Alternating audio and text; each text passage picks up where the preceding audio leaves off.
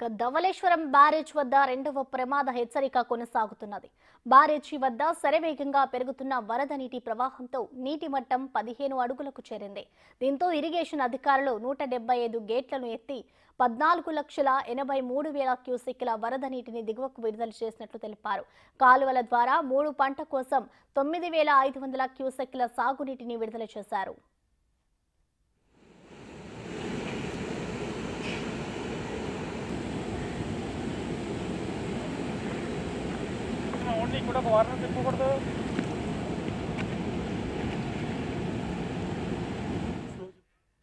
మరిన్ని వివరాలు మా ప్రతినిధి రాజేష్ అందిస్తారు.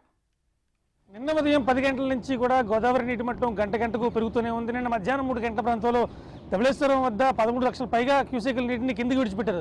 దాంతోపాటు 13.70 అడుగులు చేరుకోవడంతో ధవళేశ్వరం వద్ద రెండో ప్రమాద హెచ్చరిక జారీ చేశారు. అలాగే రాజమండ్రి వద్ద కూడా పుష్కరఘాట్ వద్ద కూడా 50 అడుగులు చేరుకుంది. దీంతో ఈ రోజు నుంచి నిన్న రాత్రి నుంచి కూడా సుమారుగా 13 లక్షల క్యూసెక్కుల నీటిని కిందికి విడిచిపెడుతున్న పరిస్థితి ఉంది.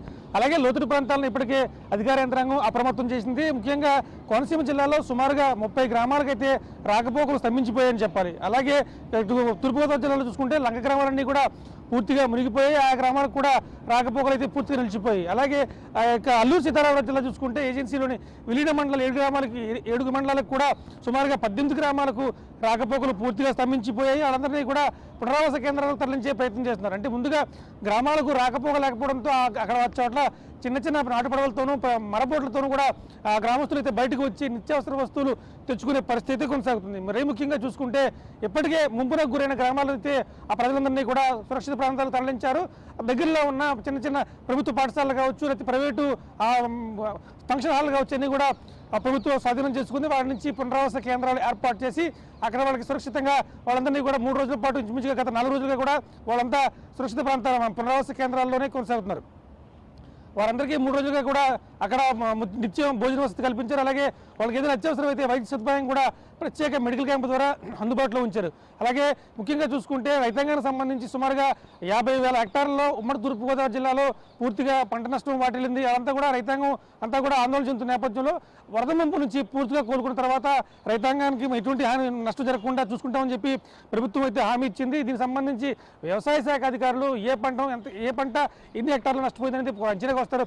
ఆ రైతులందరికీ కూడా న్యాయం చేస్తారు. అక్కడ తగిన నష్టపరిహారం అందించే విధంగా ప్రభుత్వం కృషి చేస్తుందని చెప్పి ప్రభుత్వం అయితే చెప్పింది. దీనికి సంబంధించి నిన్న కూడా ఉమ్మడి తూర్పుగోదావరి జిల్లాలో కొన్ని చోట్లతో పశ్చిమ గోదావరి జిల్లాలో కావచ్చు, మంత్రుల బృందం అచ్చెన్నాయుడు కావచ్చు, అలాగే కందుల దుర్గేష్, అలాగే హోంమంత్రి అనిత వీళ్ళందరూ కూడా ఆయా గ్రామాల్లో పర్యటించి ముంపు బాధితులకు ధైర్యం చెప్పే ప్రయత్నం చేశారు. ఈరోజు కూడా తూర్పుగోదావరి జిల్లాలో నిడదవోలు కావచ్చు, అలాగే సీతారామ మండలంలో మంత్రుల బృందం పర్యటన ఉంది. ఇదంతా ముగించుకున్న తర్వాత అంటే ముఖ్యంగా బాధితులకు ఎటువంటి నష్టం జరగకుండా హాని జరగకుండా కాపాడమే ప్రభుత్వం ధ్యేయంగా చెప్తున్నారు. ముఖ్యంగా చూసుకుంటే ఏ గ్రామాల నుంచి అయితే బయటికి వచ్చేసారో వాళ్ళందరినీ కూడా పునరావాస కేంద్రాలు తరలించడంతో పాటు వాళ్ళకి ప్రతి కుటుంబానికి 3,000 రూపాయలు ఆర్థిక సాయం అందించారు. ఎందుకంటే కొన్ని నిత్యావసర వస్తువులు ఈ ముంపులో కొట్టుకుపోయి ఉండొచ్చు. అలాగే వాళ్ళకి 10 కిలోల రేషన్ బియ్యం, కందిపప్పు, అలాగే పామాయిల్తో పాటు ఇతర చిన్న చిన్న వస్తువులు కూడా అందించే ప్రయత్నం చేస్తున్నారు. అలాగే ఎక్కడా కూడా ఆర్థిక అలాగే శానిటేషన్ సంబంధించి అన్ని గ్రామాల్లో కూడా ఎప్పటికప్పుడు వ్యాధులు ప్రబలకుండా శానిటేషన్ చేపడుతున్నారు. మొత్తం చూసుకుంటే అధికార యంత్రాంగం మాత్రం కాకినాడ జిల్లా చూసుకుంటే సముద్ర తీర ప్రాంతంలో ఉన్న మత్స్యకారులు ఎవరిని కూడా వేటకు వెళ్ళవద్దని చెప్పి హెచ్చరికలు జారీ చేశారు. అలాగే ఇక్కడ కాకినాడ పోర్టు వద్ద కంట్రోల్ రూమ్ కూడా ఏర్పాటు చేశారు. ఒకవేళ ఎవరైనా మత్స్యకారులుగా బయటికి వెళ్ళి ఉంటే కనుక వారి నెంబర్ని కానీ ఇతర సమాచారం కానీ పోర్టు ఉన్న కంట్రోల్ రూమ్కి సమాచారం ఇచ్చి మాత్రమే వెళ్ళాలని చెప్తున్నారు. అలాగే గోదావరి తీర ప్రాంతంలో ఉన్న బలహీనంగా ఉన్న గట్టు ప్రాంతాలన్నింటినీ కూడా ఇరిగేషన్ శాఖ అధికారులు ఎప్పటికప్పుడు తనిఖీలు చేపడుతున్నారు.